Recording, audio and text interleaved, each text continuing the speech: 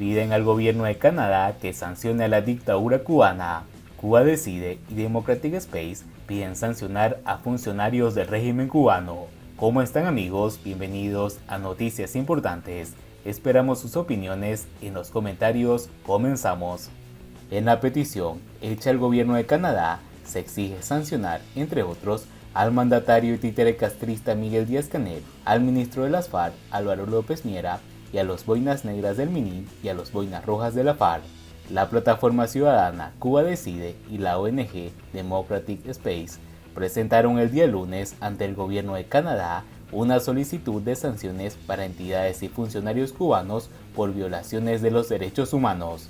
Los funcionarios y entidades que deben ser sancionados son la Brigada Especial Nacional del Ministerio del Interior, MININT, las Tropas de Prevención de las Fuerzas Armadas Revolucionarias, FARC, el mandatario Miguel Díaz-Canel, el ministro de las FARC, Álvaro López Miera, el ministro del Interior, Lázaro Alberto Álvarez Casas, los jefes policiales, Óscar Callejas y Eddie Manuel Sierra, y los altos funcionarios, Pedro Orlando Martínez, Roberto Abelardo Jiménez, Roberto Legrazo Tolongo, Andrés Laureano y Romarico Vidal. Tras recordar que las autoridades canadienses han condenado la violación de los derechos humanos por parte del régimen cubano, luego de manifestaciones pacíficas el 11 de julio, y en especial las declaraciones donde el primer ministro canadiense, Justin Trudeau, indicaba que los cubanos tienen derecho a expresarse y que se escuche su voz, Cuba Decide y Democratic Space pidieron que ahora Canadá acompañe sus palabras con hechos. A través de un comunicado conjunto, estas organizaciones destacaron además que Estados Unidos ha utilizado su legislación Magnitsky para imponer una serie de sanciones selectivas a funcionarios y entidades cubanas con responsabilidad en las violaciones de los derechos humanos tras las protestas pacíficas del 11 de julio. Para reforzar la necesidad de acciones coordinadas entre las naciones democráticas, Canadá debería hacer lo mismo e imponer sanciones específicas, destaca el documento. Con respecto a la ola de represión y encarcelamientos posteriores al 11 de julio, Cuba Decide y Democratic Space exponen que los funcionarios estatales cubanos cometieron tantas detenciones arbitrarias tras las protestas que Cuba ahora es el principal carcelero de presos políticos en América. Así como denuncian que los funcionarios de todas las ramas del Ministerio del Interior cubano gozan de total impunidad en la comisión de graves violaciones de los derechos humanos en el país. Ante esta impunidad, concluye el comunicado, es crucial que Canadá haga su parte para que los responsables de las graves violaciones de los derechos humanos contra el pueblo cubano rindan cuentas. Seguiremos informando sobre este tema. Siguiendo con las noticias, reciclando miseria y ridículos en Cuba, la apertura de una tienda de embudos plásticos desata burlas. En otro capítulo del ridículo, la precariedad y el desabastecimiento imperante en Cuba, la inauguración de una tienda con productos confeccionados de plásticos reciclados ha generado burlas en redes sociales por la pompa que le han dedicado. Se inaugura en la ciudad de Cienfuegos la primer tienda para la venta de productos de reciclaje. Está ubicada en la avenida 58 entre 35 y 37. Publicó en Facebook la emisora de radio Ciudad del Mar con imágenes que han dado mucho que hablar. Embudos, tubos, tanques sin tapa, entre otros materiales de calidad dudosa, han puesto en venta. Cuba siempre a la vanguardia, con el espíritu revolucionario que nos caracteriza, continuaremos reciclando recursos, resistencia creativa y continuidad. Que viva el papel higiénico, aquí no se rinde nadie, escribió en tono burlón un ciudadano. Literalmente, 5 pomos sin tapa y uno bien sucio, solo inventan chapucería para el pueblo cubano, escribió otro ciudadano. Pero, ¿qué opinan ustedes, mis amigos, de esta nueva ridiculez del régimen cubano? Escríbanos en los comentarios. Siguiendo con las noticias, $330,000 para un monumento a Fidel Castro en Moscú y el títere castrista Díaz-Canel iría a develarlo.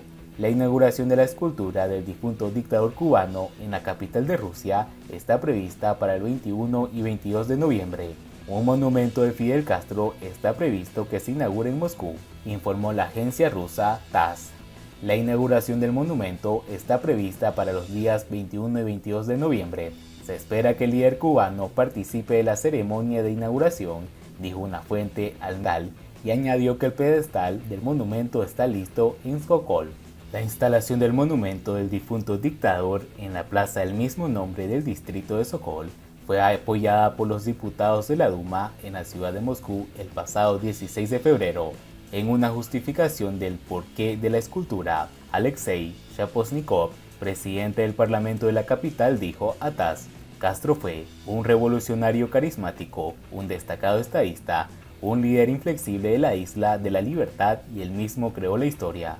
Según TASS, los fondos necesarios para levantar la escultura y su instalación ascienden a 20 millones de rublos, unos $330.000, y debían ser asignados por la Sociedad Histórica Militar Rusa. Según el medio oficial ruso Sputnik, el Kremlin confirmó que está en marcha los preparativos para un encuentro entre Vladimir Putin y Díaz-Canel cuando el gobernante cubano visite Rusia a finales de este mes.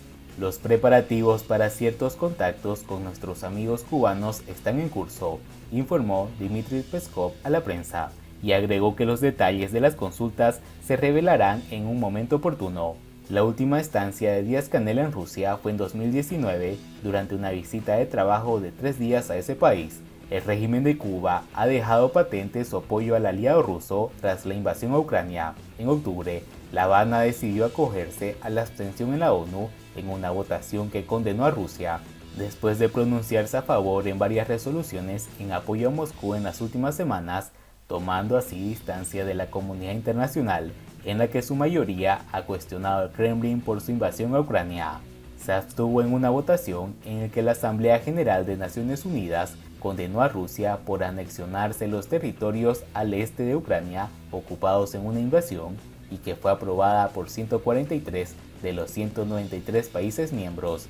La resolución, que afirma la soberanía, independencia, unidad e integridad territorial de Ucrania dentro de sus fronteras internacionalmente reconocidas, fue rechazada únicamente por Rusia, Siria, Nicaragua, Corea del Norte y Bielorrusia.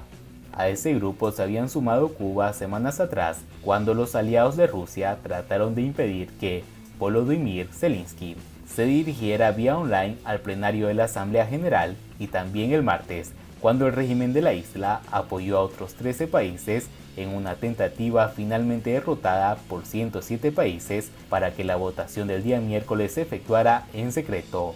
Cuba se abstuvo junto a 35 países, entre ellos China. Y bien amigos, así vamos terminando las noticias importantes del día de hoy.